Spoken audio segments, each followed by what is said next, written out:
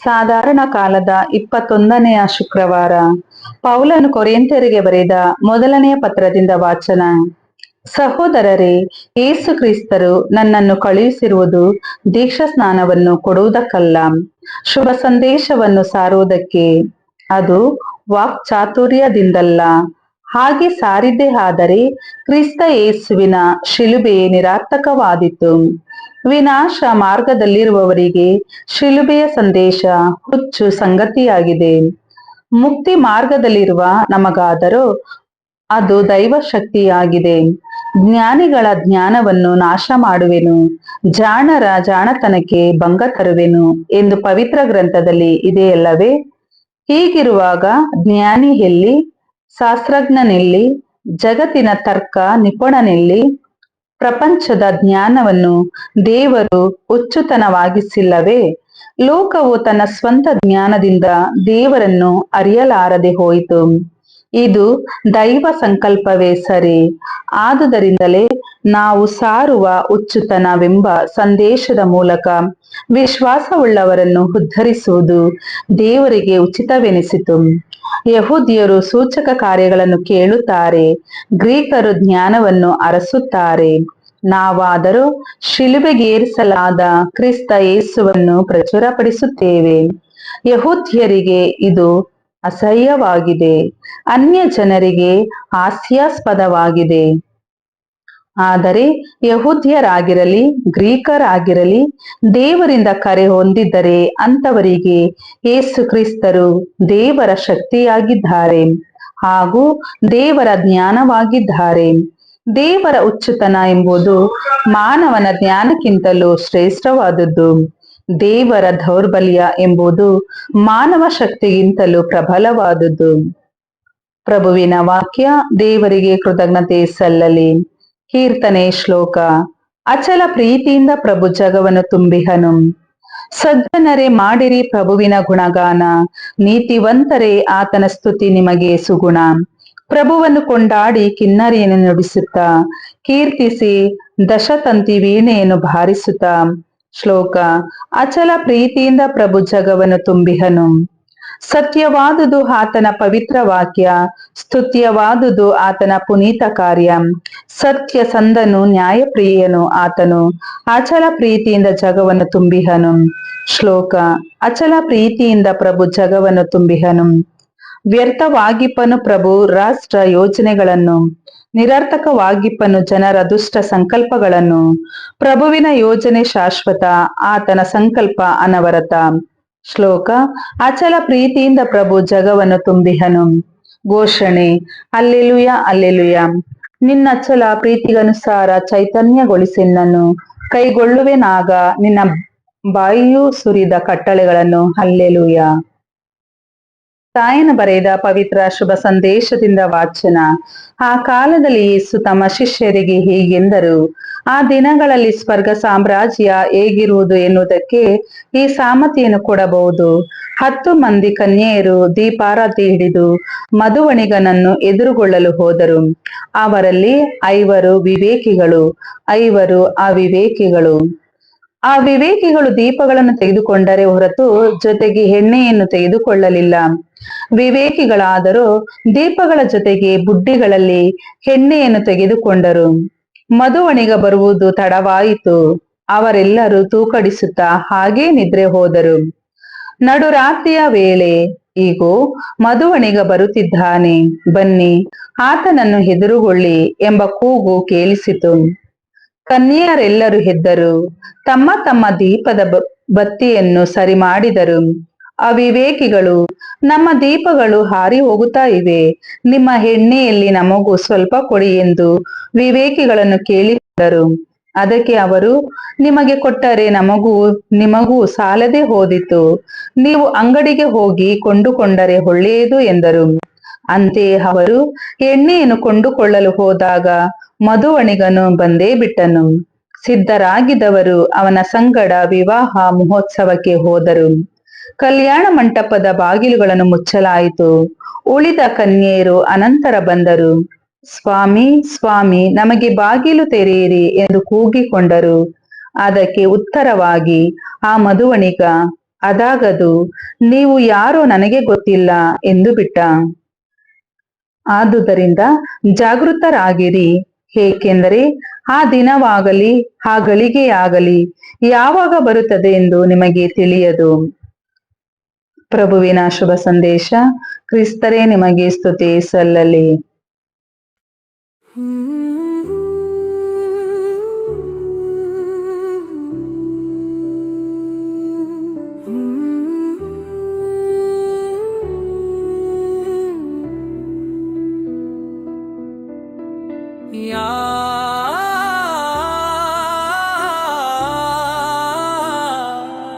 యేసయ్యా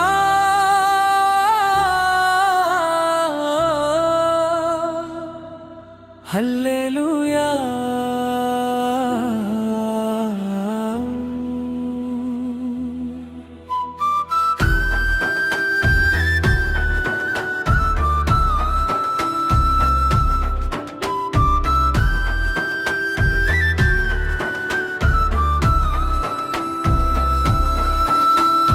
ನಿನ್ನಂತೆ ಪ್ರೀತಿಸುವವರಿಲ್ಲ యేసయ్ಯ, ನಿನ್ನಂತೆ ಕಾಳಜಿ ವಹಿಸುವವರಿಲ್ಲ. ನನ್ನ ಕಣ್ಣೀರಿನ ಪ್ರತಿಯೊಂದು ಹನಿಯನ್ನು ನಿನ್ನ ಹೃದಯದಲ್ಲಿ ನೀನು ಜೋಪಾನವಾಗಿಟ್ಟೆ. ನಾನು ಬಿದ್ದಾಗ ಎತ್ತಿ ನಿಲ್ಲಿಸಿದೆ, ನಾನು ಅಳುವಾಗ ಸಮಾಧಾನ ನೀಡಿದೆ. ಕತ್ತಲ ದಾರಿಯಲ್ಲಿ ಬೆಳಕಾಗಿ ನಡೆದೆ, ನನ್ನ ಜೀವದ ಆಶ್ರಯ ನೀನೇ. ಲೋಕವೆಲ್ಲ ದೂರವಾದರೂ ನೀ ಎಂದಿಗೂ ದೂರವಾಗಲಿಲ್ಲ. ನನ್ನ ಉಸಿರಿನ ಪ್ರತಿಯೊಂದು ಕ್ಷಣದಲ್ಲೂ ನಿನ್ನ ಪ್ರೀತಿ ನನ್ನನ್ನು ಸುತ್ತುವರಿದಿದೆ. ನಿನ್ನಂತೆ ಪ್ರೀತಿಸುವವರಿಲ್ಲ, ನಿನ್ನಂತೆ ಕಾಳಜಿ ವಹಿಸುವವರಿಲ್ಲ. ನಿನ್ನಂತೆ ಕ್ಷಮಿಸುವವರಿಲ್ಲ, ನನ್ನ యేసయ్య, ನೀನೇ ನನ್ನ ಸರ್ವಸ್ವ. ನೀನೇ ನನ್ನ ನಿರೀಕ್ಷೆ, ನೀನೇ ನನ್ನ ಮಾವ, ನೀನೇ ನನ್ನ ಉಸಿರು, ನನ್ನೆಲ್ಲವೂ ನೀನೇ యేసయ్య.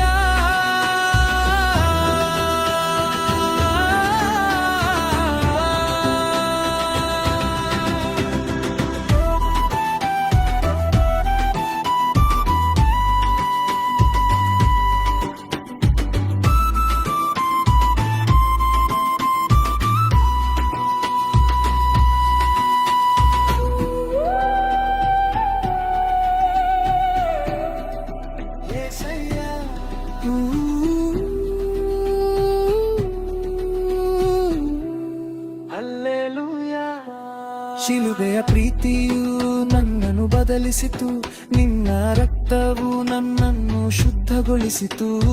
ಪಾಪದ ಬಂಧನ ಮುರಿದು ಹೋಯಿತು, ನಿನ್ನ ಕೃಪೆಯಲ್ಲಿ ಹೊಸ ಜೀವ ಸಿಕ್ಕಿತು. ಪ್ರತಿ ಹೆಜ್ಜೆಯಲ್ಲೂ ಕೈ ಹಿರಿದು ನಂಬಿಗಸ್ತ ಸ್ನೇಹಿತನಾಗಿ ನಡೆದೆ. ನಿನ್ನ ಕರುಣೆ ಎಂದೆಂದಿಗೂ ಸಾಕು, ನೀನೇ ನನ್ನ ಜೀವದ ರಾಜನು. ಯಾರೂ ನನ್ನ ನಿನ್ನಂತೆ ಹೇಳಿಲ್ಲ, ಯಾರೂ ನನ್ನನ್ನು ನಿನ್ನಂತೆ ಪ್ರೀತಿಸಲಿಲ್ಲ. ಯಾರೂ ನನ್ನನ್ನು ನಿನ್ನಂತೆ ಕ್ಷಮಿಸಲಿಲ್ಲ. యేసయ్య, ನೀನೇ ನನ್ನ ಸರ್ವಸ್ವ. ನಿನ್ನ ಕೃಪೆಯೇ ನನ್ನ ಹಾಡು, ನಿನ್ನ ಪ್ರೀತಿಯೇ ನನ್ನ ಜೀವ. ನಿನ್ನ ನಾಮವೇ ನನ್ನ ನಿರೀಕ್ಷೆ, ನಿನ್ನನೇ ನನ್ನ ಜಯ.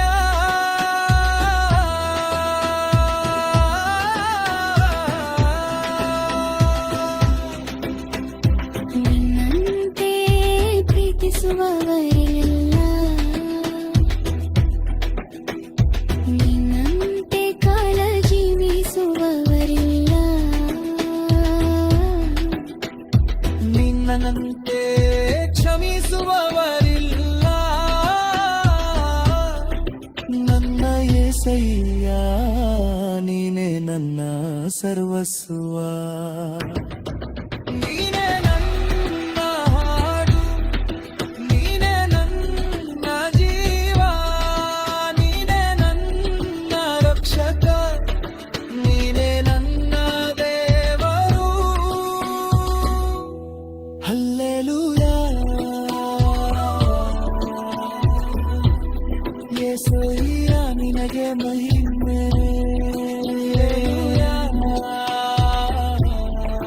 ನನ್ನ ಸರ್ವಸ್ವ ನೀನೇ.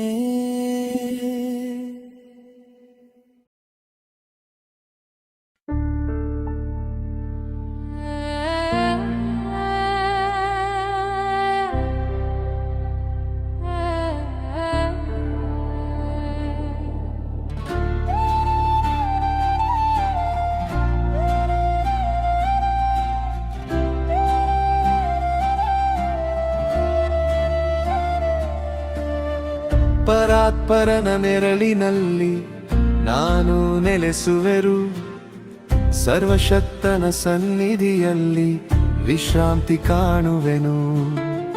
ನೀನೇ ನನ್ನ ಆಶ್ರಯ, ನೀನೇ ನನ್ನ ಕೋಟೆ, ನಿನ್ನ ನಾಮದಲ್ಲಿ ನಾನು ಸದಾ ಜಯ ಹೊಂದುವೆನು.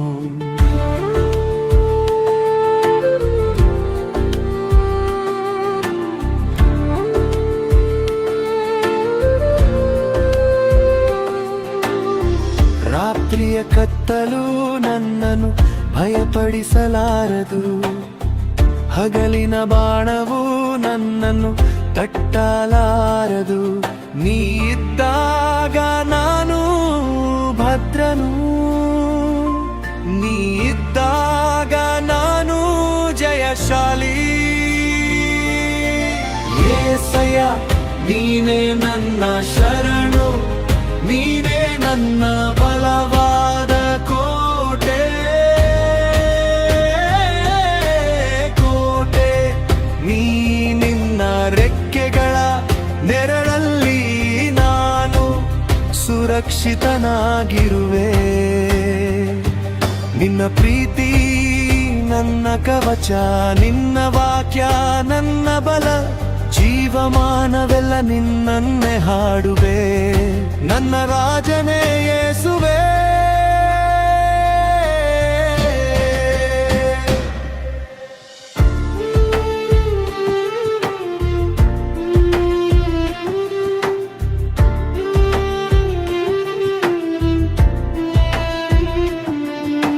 ಸಾವಿರ ಬಿದ್ದರು ನಾನು ಅಲುಗುವುದಿಲ್ಲ, 10,000 ಸುತ್ತಿದರು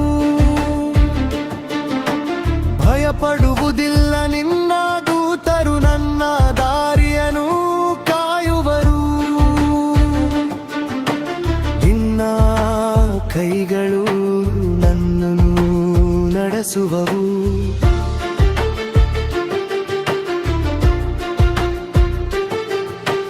ಕಷ್ಟದ ದಿನದಲ್ಲೂ ನನ್ನೊಂದಿಗಿರುವೆ, ನಾನು ಕರೆದಾಗ ನೀ ಉತ್ತರಿಸುವೆ.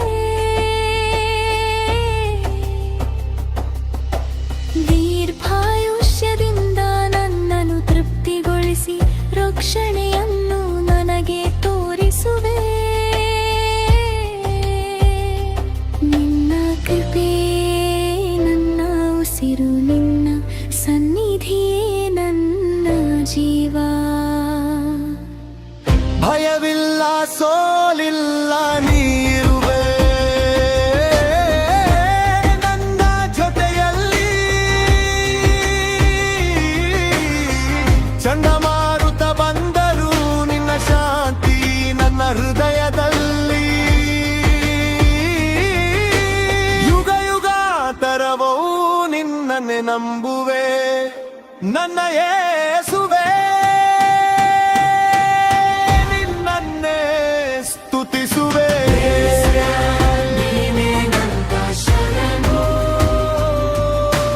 ಪರಾತ್ಪರನ ನೆರಳಲ್ಲಿ ನಾನು ನೆಲೆಸಿರುವೆ. ನಿನ್ನ ಕೃಪೆಯೇ ನನ್ನ ಜಯಗೀತೆ, ನಿನ್ನ ನಾಮವೇ ನನ್ನ ರಕ್ಷಣೆ, ನನ್ನ ಜೀವ. ಜೀವದ ಕೊನೆಯ ಉಸಿರಿನವರೆಗೂ ನಿನ್ನ ಮಹಿಮೆಯನ್ನು ಹಾಡುವೆ.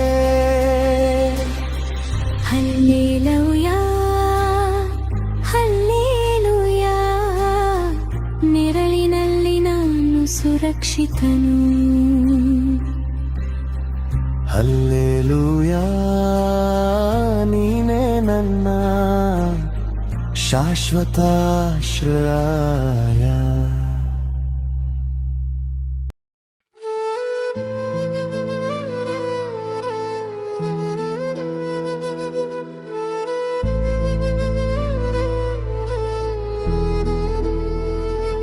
ದುಃಖ ತುಂಬಿದ ಜೀವನದಿ ಸೋತು ಹೋಗದಿರು ನೀ ಮನವೇ. ನಿನ್ನ ಕರೆದಾತ ನಂಬಿಗಸ್ತಾನು, ಕಣ್ಮಣಿಯಂತೆ ಕಾಪಾಡುನು. ಅಂತ್ಯದವರೆಗೂ ಕೈ ಬಿಡದೆ ಕರಹಿಡಿದು ನಿನ್ನ ನಡೆಸುವನು. ದುಃಖ ತುಂಬಿದ ಜೀವನದಿ ಸೋತು ಹೋಗದಿರು ನೀ ಮನವೇ.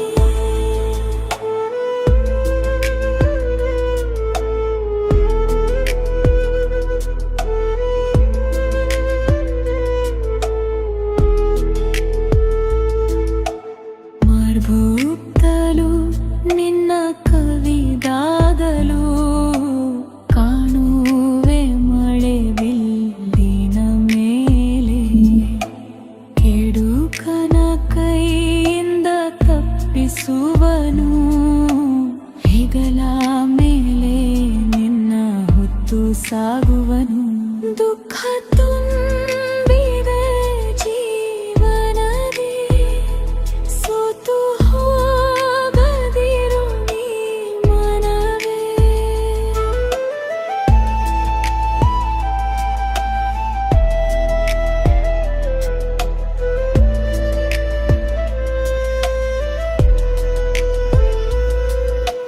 ಮರುಭೂಮಿ ಪ್ರಯಾಣದಲ್ಲಿ ಒರಗಿಕೊಳ್ಳಲು ಆತನೇ ಶರಣು.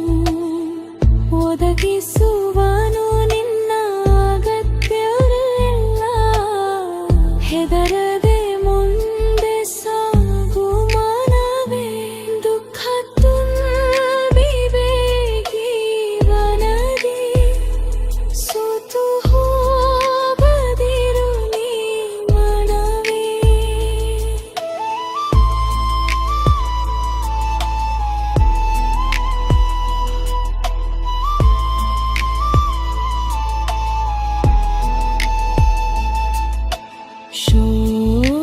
ಶೋಧನೆಗಳು ಬಂದಾಗಲೂ ಸಹವಾಸಿಯಾಗಿ ನಿನ್ನ ನೋಡನೆ ಇರುವನು. ರಕ್ತ ಸುರಿಯಬೇಕಾದರೂ ಮರೆಯಾದಿರು ಕರ್ತನ ಪ್ರೀತಿಯನ್ನು. ದುಃಖ ತುಂಬಿದ ಜೀವನದಿ ಸೋತು ಹೋಗದಿರು ನೀ ಮನವೇ. ಕಹಿಯಾದ ಜೀವನ ಅನುಭವದಲ್ಲಿ ವಾಕ್ಯದಂತೆ ನೀ ನಡೆ ಮನವೇ. ಒಪ್ಪಿಸುವುದಿಲ್ಲ ಶತ್ರುವಿನ ಕೈಗೆ, ಆತನಲ್ಲಿ ನೀ ಸುರಕ್ಷಿತನಾಗಿರುವೆ. ದುಃಖ